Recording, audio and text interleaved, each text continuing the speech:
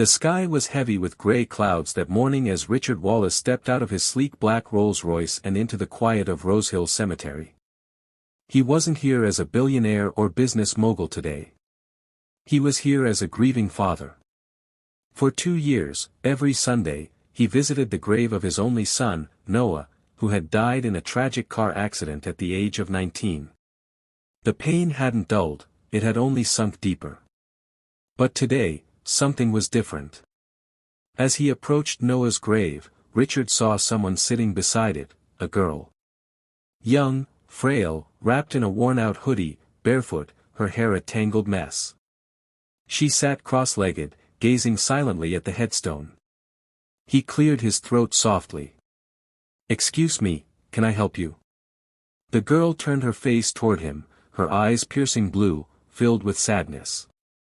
"Are you Noah's father?" He nodded, cautious. "Yes." "Did you know him?" She looked down at the grave. "He saved my life."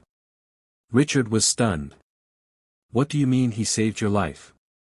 "My name is Lily," she said quietly. 2 years ago, my mom and I were living on the streets. We were cold, hungry, and invisible to the world." She paused. "One night, I was crying behind a bakery. Then he showed up.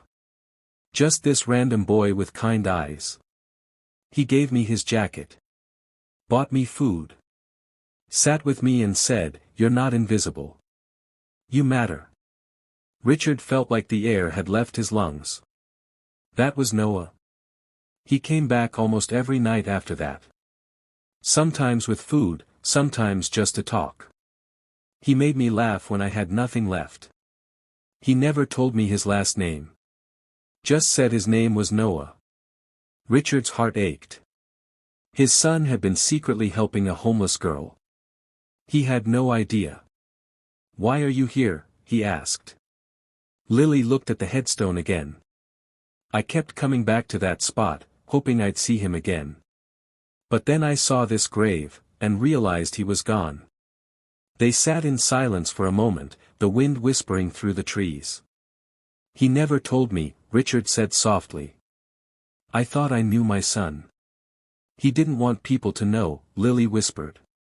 "He said real kindness doesn't ask for attention." "Where are you staying now?" "Nowhere. Shelters, benches, bus stations. I go where I'm not chased away." Richard looked at her, this broken, brave girl, who had been important enough to his son to care for, feed, protect. And now, she was all alone. He took a deep breath. "Lily, would you come with me? I'd like to hear more about my son. Maybe we can help each other." Lily hesitated, but something in his voice reminded her of Noah. She nodded. Richard didn't take her to a mansion. He took her to a quiet lakeside guest house, a place where she could feel safe. He brought in doctors, counselors, teachers. But more than that, he spent time with her. Listening. Healing. She told him everything. About Noah playing music for her, bringing old board games to make her smile, telling her stories to help her forget the cold nights.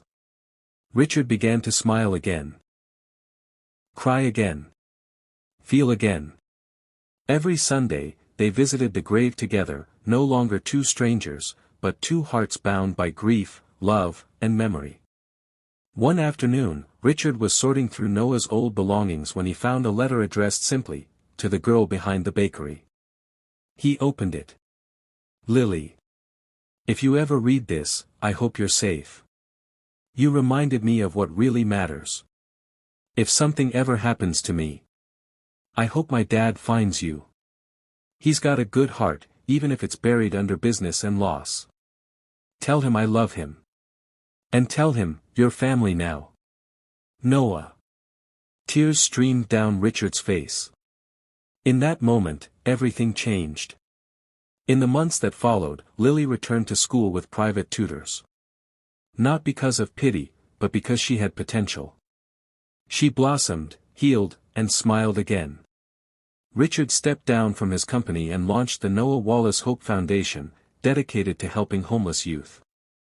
And every time he spoke at an event, he mentioned the boy who believed in quiet kindness, and the girl who brought that kindness full circle. A year later, a new bench appeared by Noah's grave. It read, "In loving memory of Noah Wallace. And in honor of the lives he touched, especially one." Beneath it, "You're not invisible. Someone sees you. You matter." Lily sat on that bench every Sunday. Sometimes with Richard. Sometimes alone. But never lonely. Because now she knew, Noah hadn't just saved her life. He had changed it forever.